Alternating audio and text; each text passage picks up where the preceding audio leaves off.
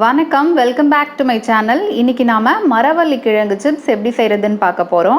மரவள்ளிக்கிழங்கு chips குயிக்காவும் பண்ணிடலாம். நிறைய health benefits இருக்கு இந்த மரவள்ளிக்கிழங்குல.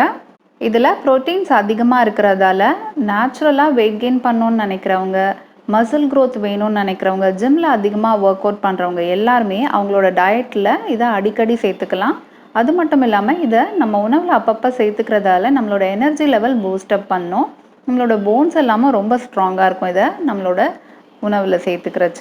இந்த மரவள்ளிக்கிழங்க குழந்தைங்களுக்கு அதிகமாக கொடுங்க. இந்த மாதிரி சிப்ஸாக செஞ்சு கொடுக்குறச்ச அவங்க ஈஸியாக சாப்பிட்டுடுவாங்க. மரவள்ளிக்கிழங்கு சிப்ஸை எப்படி செய்கிறதுன்னு பார்க்க ஆரம்பிக்கலாம். மரவள்ளிக்கிழங்குல நிறைய மண் இருக்கும் மேலே. நல்லா உப்பு போட்டு கொஞ்ச நேரம் ஊற வச்சிட்டிங்கன்னா அந்த மண்ணெல்லாம் அப்படியே செட்டில் ஆகிடும். நல்லா வாஷ் பண்ணிவிட்டு தோல் சீவி எடுத்து வச்சுக்கலாம். நான் தோல் சீவி கட் பண்ணி எடுத்து வச்சுருக்கேன். நான் கத்தியாலே தான் இந்த மரவள்ளிக்கிழங்க ரொம்ப மெலிசாக ஸ்லைஸ் பண்ணிக்க போகிறேன். உங்ககிட்ட ஸ்லைசர் இருந்ததுன்னா அதில் நீங்கள் சீவினிங்கன்னா இன்னும் நல்லா வரும். கத்தியால் ஸ்லைஸ் பண்ணுறச்ச ரொம்ப கஷ்டமாக இருக்கும், ஹார்டாக இருக்கிறதால இந்த மரவள்ளிக்கிழங்கு நீங்கள் ஸ்லைசர் யூஸ் பண்ணுறது பெஸ்ட் ஆப்ஷன். என்கிட்ட ஸ்லைசர் இல்லாததால் நான் கத்தியாலே கட் பண்ணிக்கிறேன். இப்போ ஒன்று கட் பண்ணதை எடுத்து காமிக்கிறேன் பாருங்கள். இவ்வளோ தின்னாக இருக்கணும் அது. இதை விட கூட தின்னாக இருந்ததுன்னா சிப்ஸ் இன்னும் நல்லா வரும். எல்லாத்தையும் நம்ம ஸ்லைஸ் பண்ணி முதல்ல எடுத்து வச்சிடலாம்.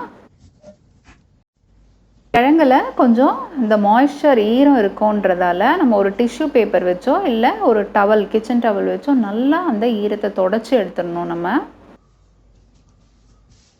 இந்த கிழங்குல ஈரம் இருந்ததுன்னா நம்ம ஃப்ரை பண்ண போடுறச்ச தெறிக்க ஆரம்பிக்கும். அதனால ஈரம் இல்லாமல் கம்ப்ளீட்டாக தொடச்சி எடுத்துருங்க, ஒரு டவலாலேயோ இந்த மாதிரி டிஷ்யூவாலேயோ.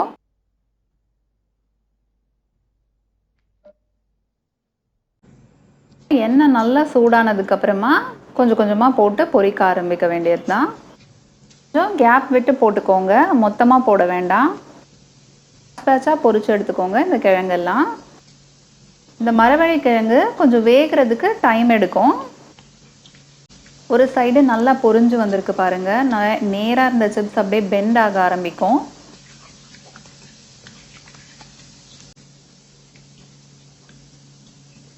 ஒரு சைடு ஃபுல்லாக இப்போ நல்லா புரிஞ்சிருச்சு. இப்போ இது எல்லாத்தையும் நம்ம திருப்பி போட்டுடலாம்.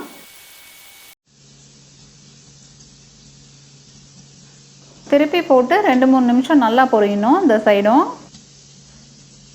இப்போ நல்லா லைட்டாக ப்ரௌன் கலரில் வர ஆரம்பிக்கும். அந்த ஸ்டேஜில் நம்ம எடுத்துடணும். ஃபுல்லாக ப்ரௌன் ஆகிறதுக்கு விடக்கூடாது, ஏன்னா சாப்பிட்றதுக்கு ரொம்ப ஹார்டாக இருக்கும். பாருங்கள், இது எவ்வளோ பர்ஃபெக்டாக இருக்குது பாருங்கள். ரொம்ப ப்ரௌனே ஆகலை.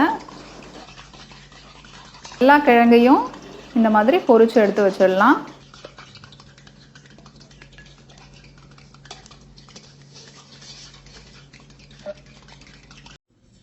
பவுலில் எல்லாத்தையும் எடுத்து வச்சுருக்கேன். தேவையான அளவு உப்பு, கொஞ்சமாக ரெட் சில்லி பவுடர்,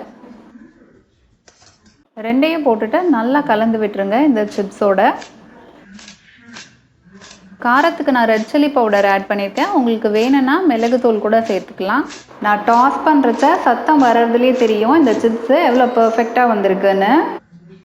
அவ்வளோதான், எவ்வளோ குயிக்காக ஈஸியாக செஞ்சுட்டோம் பாருங்கள் இந்த மரவள்ளிக்கிழங்கு சிப்ஸு. இதை நீங்கள் ஒரு ஏர்டைட் கண்டெய்னரில் ஸ்டோர் பண்ணி வச்சுக்கோங்க. குழந்தைங்களுக்கு அப்பப்போ இந்த மாதிரி செஞ்சு கொடுங்க, நீங்களும் சாப்பிடுங்க. வீடியோ உங்களுக்கு பிடிச்சிருந்ததுன்னா லைக் பண்ணுங்கள், உங்கள் ஃப்ரெண்ட்ஸ் ஃபேமிலி எல்லாரோடையும் ஷேர் பண்ணிக்கோங்க. இந்த வீடியோவை மறக்காமல் என் சேனலுக்கு சப்ஸ்கிரைப் பண்ணிவிடுங்க. அப்படியே பக்கத்தில் இருக்க பெல் ஐக்கானையும் கிளிக் பண்ணிக்கோங்க. அப்போ தான் நான் போடுற எல்லா வீடியோஸும் நோட்டிஃபிகேஷனில் வரும். தேங்க்யூ.